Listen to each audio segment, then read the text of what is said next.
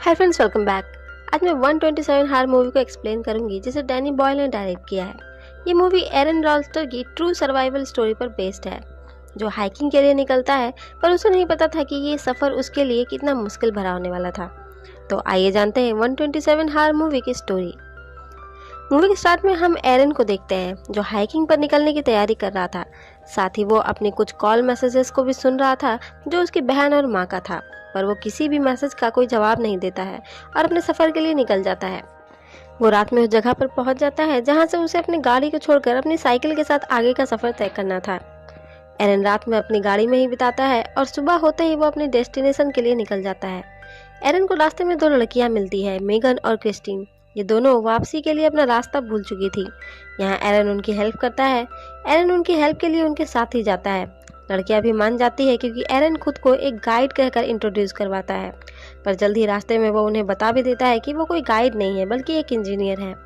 वो तीनों एक संकरी सी जगह से होकर गुजर रहे थे, तभी एरन फिसल कर नीचे गिर जाता है और दोनों लड़कियां बहुत ही डर जाती है कि कहीं एरन को कुछ हो ना गया हो। पर एरन ने ऐसा जानबूझकर किया था क्योंकि उसे इन जगहों के बारे में पता है। नीचे एक बड़ा तालाब था।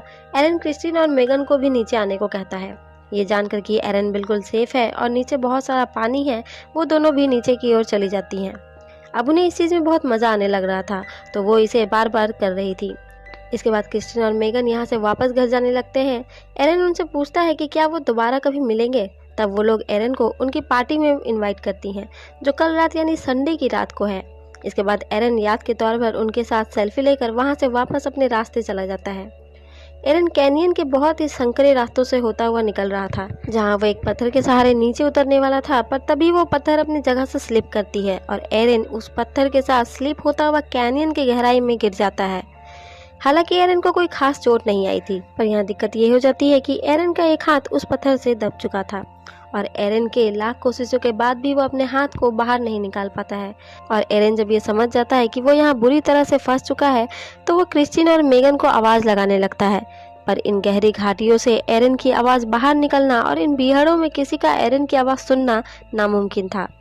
अब एरन अपनी हाइकिंग के सभी सामानों को निकालता है, जिसमें उसे एक छोटी सी नाइफ मिलती है, जिससे वो उस पत्थर के कोने को जहां उसका हाथ फंसा था उसे तोड़ने की कोशिश करता है, पर ये पत्थर बहुत ठोस था। ऊपर से एरन ये काम अपने उल्टे हाथ से कर रहा था, जिससे उसे बहुत ही तकलीफ हो रही थी। तभी एरन के हाथ से वो छोटी सी नाइफ फिसल कर गिर जाती है।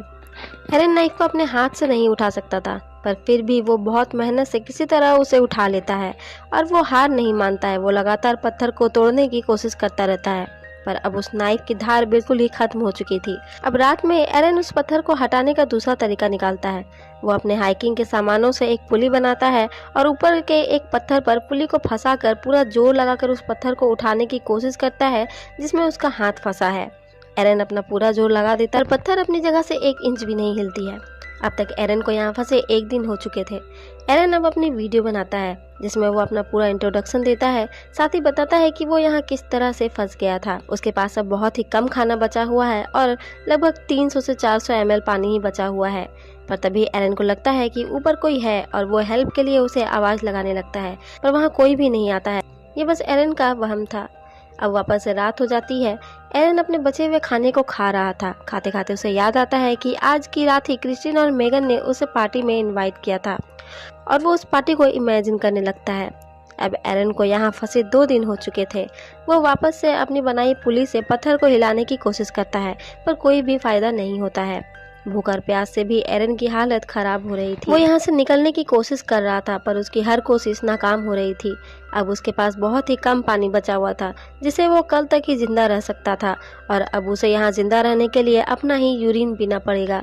उसके पास यहाँ बहुत सारा टाइम था, इसलिए वो अब हर एक छोटी छोटी चीज़ों का ध्यान दे रहा था। साथ ही उसे यहाँ हर रोज सिर्फ 15 मिनट की ही धूप मिलती थी। एरन अब तक समझ चुका था कि वो इस पत्थर को नहीं हटा सकेगा, इसलिए वो अब अपना हाथ काटने की कोशिश करता है, पर इस नाइफ की धार बिल्कुल ही खत्म हो चुकी थी, इसलिए उसका हाथ नहीं कट पा रहा था। तब एरन अपने वीडियो के जरिए सभी को बताता है कि हमें कभी भी चाइना मेड सामानों को नहीं लेना चाहिए, क्योंकि ये उतनी कारगर नहीं होती हैं। एरन अब अपनी परिस्थिति से हार मानने लगा था। वो वहीं किसी तरह बैठ जाता है और अपने अच्छे पलों को याद करने लगता है। तभी वहाँ बारिश शुरू हो जाती है और ये बारिश बहुत तेज होती है और बारिश का सारा पानी कैनियन की गहराई में गिरने लगता है, जिसे देखते ही देखते पूरे कैनियन में पानी भर जाता है, जिससे एरन अब बस डूबने ही वाला था और वो खुद को बचाने के लिए उस पत्थर को वापस से हटाने की कोशिश करने लगता है। अब क्योंकि पानी में ग्रेविटी बहुत कम हो जाती है तो एरन पत्थर को हटाने में कामयाब हो जाता है और तैरता हुआ पानी से बाहर निकल जाता है। पर ये सब बस एरन का सपना था और अब भी यहाँ एरन को फंसे हुए 4 दिन हो चुके थे। अब यहाँ इस वीरान जगह में अकेले फंसे होने और भूख प्यास के कारण एरन के बिहेव में काफ़ी चेंज हो जाता है। वो खुद से ही सवाल जवाब करने लगता है, जहाँ वो बताता है कि उसने यहाँ आने से पहले किसी को भी कोई जानकारी नहीं दी कि वो कहाँ जा रहा है। ना उसने उस शॉपकीपर को ही कुछ बताया जिससे उसने हाइकिंग का सामान लिया था, वरना उसके ना लौटने पर पुलिस को वो रिपोर्ट कर देता। और ना ही उसने अपनी माँ को ही कुछ बताया। जब एरन हाइकिंग के लिए तैयार हो रहा था तो उसकी माँ उसे बार बार कॉल कर रही थी। अब एरन सोच रहा था कि अगर उसने अपनी माँ से बात कर ली होती और उन्हें अपने यहाँ होने के बारे में बता दिया होता तो वो किसी न किसी तरह से उसे ढूंढते हुए यहाँ तक आ ही जाती। पर अब इन सब का कोई भी फायदा नहीं था। एरन अब भी अपनी ही यूरिन को पीकर यहाँ किसी तरह सरवाइव कर रहा था। भूख प्यास के कारण उसका शरीर अब कमज़ोर होने लगा था, जिसके कारण उसे हेलुसिनेशंस हो रहे थे। एरन अब हार मान चुका था। एरन कहता है कि शायद यही उसकी किस्मत है। ये जगह और ये पत्थर उसी का इंतजार कर रहे थे जब से वो पैदा हुआ है। हर एक सांस जो उसने ली है, हर एक एक्शन उसे इस पत्थर के और करीब लेकर आ रहे थे। एरन अब पूरी तरह से कमज़ोर हो चुका था। वो अब अपनी किस्मत के आगे झुक चुका था। उसने यहाँ पत्थर पर अपने नाम के आगे रिप लिख दिया था और अपनी बर्थ ईयर और डेथ ईयर को भी लिख दिया था। एरन अब समझ चुका था कि वो यहाँ से जिंदा नहीं लौट पाएगा और ना ही कोई उसे यहाँ बचाने ही आने वाला है। एरन चुपचाप बैठा बस अपनी मौत का इंतजार कर रहा था। पर तभी उसे एक बार फिर से हेलुसिनेशन होने लगते हैं, जिसमें अब वो अपने फ्यूचर सन को देखता है जो उसकी तरफ बढ़ रहा था, पर वो गिर जाता है। एरन उसे उठाने जाना चाहता है पर हाथ के फंसे होने के कारण वो नहीं जा पाता है। इन सब से एरन के अंदर एक बार फिर से हिम्मत आती है और वो उठ खड़ा होता है और अपने हाथ को वहाँ से निकालने की कोशिश करने लगता है। जिसके बाद एरन वो करता है जिसके लिए बहुत हिम्मत की ज़रूरत होती है। जिसके बाद वो अपने फंसे हुए हाथ को उल्टी तरफ मोड़ता है, जिससे उसके हाथ की हड्डी टूट जाती है, जिससे उसे बहुत तकलीफ होती है। इसके बाद वो अब अपनी उसी नाइफ से, जिसमें बिल्कुल भी धार नहीं है, उससे अपने हाथ को काटना शुरू कर देता है। नाइफ में धार ना होने के कारण एरन अपने हाथ को जल्दी नहीं काट पा रहा था और धीरे धीरे काटने के कारण उसे बहुत ही ज़्यादा तकलीफ का सामना करना पड़ रहा है। पर किसी तरह से वो अपने हाथ को काट लेता है और अपने हाथ को कवर करके वहाँ से जाने लगता है। पर जाने से पहले वो अपने कटे हुए हाथ की तस्वीर लेता है। जिसके बाद वो इस कैनियन से बाहर निकल जाता है। पर अब भी एरन का सफ़र बहुत ही कठिन था। वो अपने एक ही हाथ के सहारे पहाड़ के सीधी चट्टानों से उतरता है जहाँ बारिश का पानी जमा था।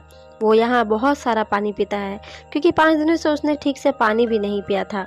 वो बहुत सारा पानी पीता है पर अब भी एरन को कई मीलों का सफ़र तय करना था। वो अपनी पूरी हिम्मत जुटाकर आगे की ओर बढ़ता है, पर बिना खाना पानी के वो पूरी तरह से कमज़ोर हो चुका था। और बहुत दूर तक जाने के बाद आखिर में उसे आगे की ओर रास्ते में एक परिवार दिखता है जो अपनी फैमिली के साथ हाइकिंग पर आया था। पर एरन के मुंह से आवाज़ तक नहीं निकल पा रही थी। पर किसी तरह से वो अपनी पूरी जान लगाकर उनसे हेल्प के लिए आवाज़ लगाता है, जिससे वो लोग एरन को देखते हैं और उसकी तरफ मदद के लिए वहाँ आ जाते हैं।